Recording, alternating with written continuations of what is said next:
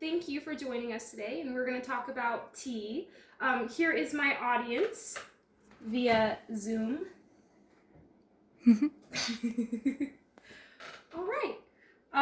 William Gladstone once said, "If you are cold, tea will warm you. If you are warm, it will cool you. If you are depressed, it will cheer you. If you are excited, it will calm you." What this quote demonstrates is the many cures that tea has to offer. Tea can cure all ailments and discomforts. Today, we are going to have a cup of tea, and we are going to talk about the many health benefits, the statistics and facts on coffee and tea, and we're going to discuss why you should pick tea as your morning pick-me-up instead of coffee. Drinking tea has many health benefits, including reduced risk of cancer, cardiovascular disease, and stroke. Drinking tea is also extremely cost-efficient, costing about 20 cents per cup, compared to a black drip coffee costing about $1.30. Making the switch from coffee to tea is not only healthier for your body, but can also help you save tons of money in the long run. This past year, I have saved hundreds of dollars from making the switch from coffee to tea, and I have noticed that I am sleeping better, I am eating better, I am awaking well rested, and overall feel better. These benefits have led me towards curiosity. And is tea actually making me feel better, or is it something else? So the past few weeks, I have spent countless hours researching, analyzing, comparing data to figure out which is better, tea or coffee. Finally, I have come to the conclusion that tea is in fact better for you than coffee. Today, we are going to go over the facts and statistics on tea, coffee, and tea's many health benefits. Tea has been around for nearly 5,000 years and was first discovered in 2727 BC by the Chinese Emperor Qi Nung, also known as the Divine Healer. As legend has it, tea leaves accidentally blew into his pot of boiling water, thus creating the first pot of brewed tea. According to Chinese scholars, the emperor was a botanical explorer and poisoned some 85 times, and each time he was cured by his wonderful brew. In the 1600s, tea became extremely popular throughout Europe and the American colonies. In 1904, the United States played a significant role in the history of tea by inventing the tea bag, right here, and by popularizing iced tea. So now we're going to talk about the caffeine content in tea. Tea has about 60 to 90 milligrams of caffeine in it, and the United States consumed over 84 billion servings in 2019 of tea. 84% of all tea that is consumed is black tea, 15% is green tea, and 1% is oolong, dark or white tea. The United States is the third largest importer of tea in the world after Russia and Pakistan. We are the only Western country in the world to grow in both imports and consumption. Eleanor Roosevelt once said, "A woman is like a tea bag. You cannot tell how strong she is until you put her in hot water." I really like this quote because it explains how tea is made, and it also shows how strong women are. Now that we've learned about tea, let's take a look at what coffee has to offer. Coffee has only been around for about 500 years. In 2019, 64% of Americans age 18 and older drank coffee every single day. More than 1,500 million Americans drink 400 million cups of coffee per day.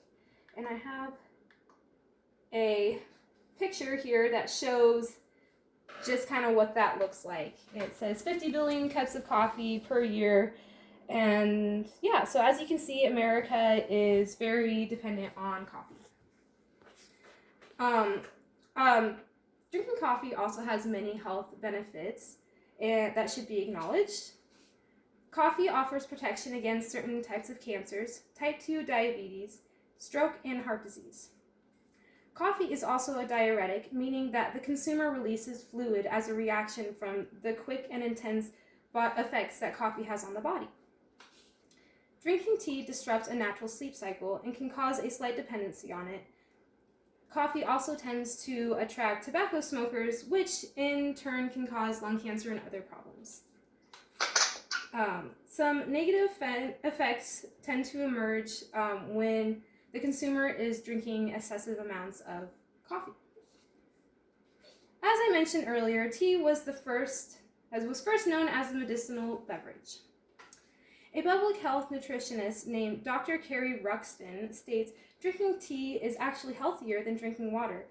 Water is essentially replacing fluid, and tea replaces fluid that contains antioxidants, so it's got two things going for it. This brings us to our last point. Tea's health benefits. According to an article titled Tea Facts 2020, studies have discovered that people who drink 3 or more cups of tea have reduced risk of heart disease and stroke by 8 to 12%. A study that was published in February 2015 issue of the journal Molecular Nutrition and Food Research has found that the main antioxidant in green tea, EGCG, helps to kill cancer cells by destroying the cancer's mitochondria, the cancer cell's mitochondria. Research shows that tea reduces the risk of colon cancer, gastrointestinal cancer, and rectal cancer. Tea also reduces the risk for developing Parkinson's disease by 69%. Tea can also help improve mood, weight loss, and focus. So now that we have gone over the many positive effects that tea has on the body, we can now make an educated decision on which is the better choice, coffee or tea. So the next time that you are a little low on cash and need a pick-me-up for a long day ahead, buy yourself a cup of tea, and I promise you'll be pleased. Are there any questions? Yes. All right. I have a question. All right. So is tea gonna really hit that like effect in your head where you actually, get that little stimulant boost that you get from like coffee? Is it gonna affect you the same way than it will like in the morning than how coffee would affect you, So tea actually isn't a diuretic. So it stays in the bloodstream for a longer period of time. So it doesn't hit you as quickly as coffee, but it does stay in your system for longer. So you won't feel that caffeine crash 2 hours after you drink your cup of tea. Instead, you'll probably feel it 8 or so hours later. So no, it does not have the same intense, reaction as coffee, but you do get the same amount of caffeine. You still get like the euphoria though, of like drinking it. You still get the focus and the energy and all that stuff. Is there any other questions? Thank you, Trent. Yeah, no problem. What is your favorite kind of tea? My favorite kind of tea is Good Earth sweet and spicy tea right here. It is delicious. I like to drink it without sugar even. It's my absolute favorite. This is what the box looks like. All right. All right. We should have some tea sometime. We should have some tea sometime. Do you like a cup of tea? Is there any other questions? Give me a second. Let me think. Okay. Take your time. So it's a lot healthier, as you say, it's a lot healthier to drink in the morning than a cup of coffee. Because, I usually don't drink coffee in the morning. So you're saying, like, a cup of tea can actually, like, get me to the point where, like, all right, for today, Like, it'll actually, like, bring that back to me? It depends on the strength of the brew. But, yes, it can have the same effect. It just, like, for me personally, if I want that desired effect that coffee has, I will put 2 tea bags in my cup.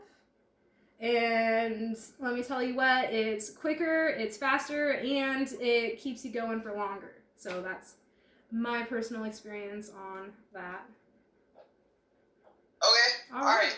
Yeah, that's actually awesome advice. I might actually start Right? drinking tea in the morning. Yeah, do that. Is there any other questions or comments or no?